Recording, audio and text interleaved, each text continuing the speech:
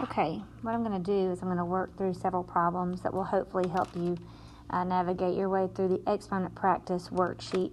And the object of this video is to help you know what to do with the negative exponents, how to rewrite these problems with integer exponents, and how to look for equivalent expressions.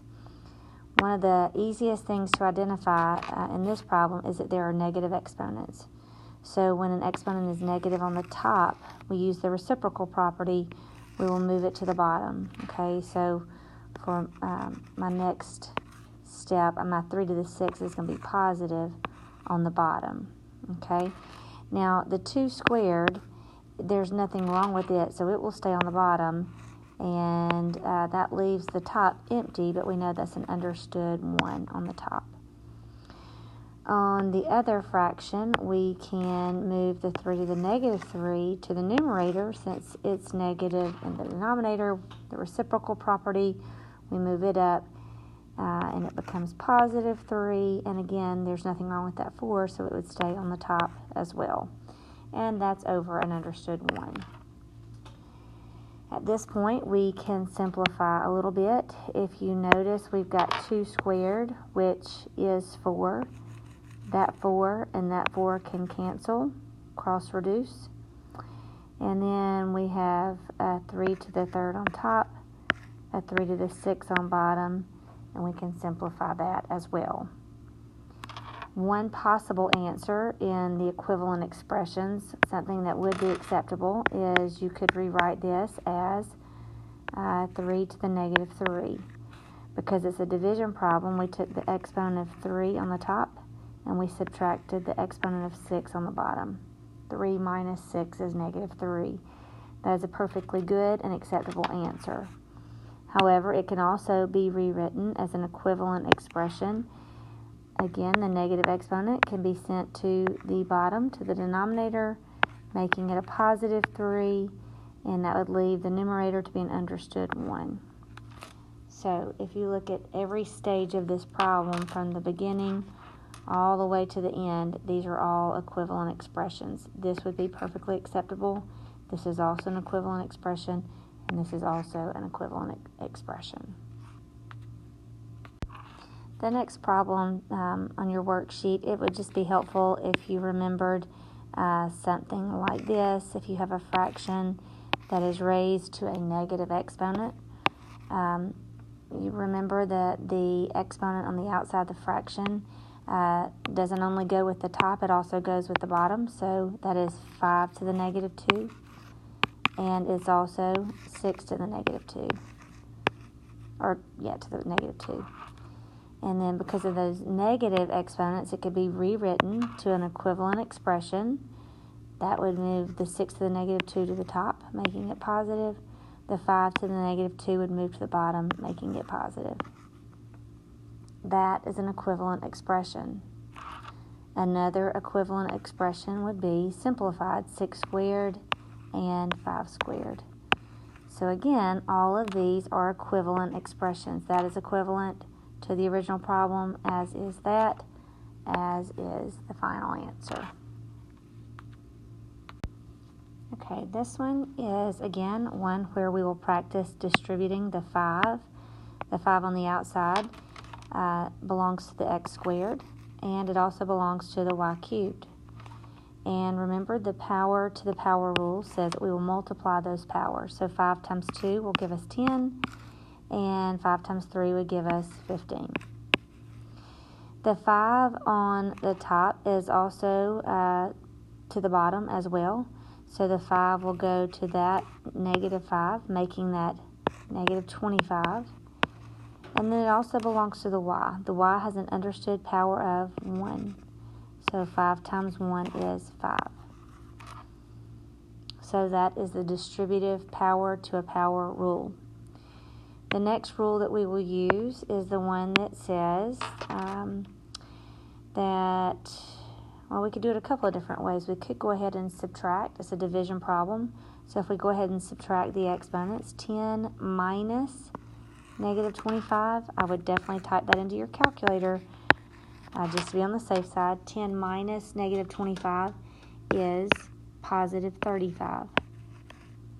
And then 15 minus 5 is 10. And that is as simple as that problem can go. Okay, in this one we have parentheses. So according to PEMDAS, we would do what's inside the parentheses first. So what would help me probably more than anything at the beginning would be to rewrite it as a division fraction. 5 to the 6th divided by 5 to the 9th. And then I can see that I will use the division rule, which in division we subtract the exponents. So 6 minus 9 is negative 3. And the fact that that is to the 5th power has not changed, so that is still to the 5th power. At that point, then I would use my power to a power rule, which says power to a power, you multiply the powers. So that gives me 5 to the negative 15. And then probably the last step that we would see for this problem would be dealing with the negative exponent. And that's where we will send that to the bottom and rewrite it as 1 over 5 to the positive 15. These are all equivalent expressions. At any point in the select all that apply, you may see this as an answer, you may see this as an answer, you may see this one as an answer, and you may see this one as an answer. Now probably 5 to the 15th they would not calculate, but you could do 5 to the 15th and get 1 over a very large number. But anyway, hopefully that one will help you as well as you work through this worksheet.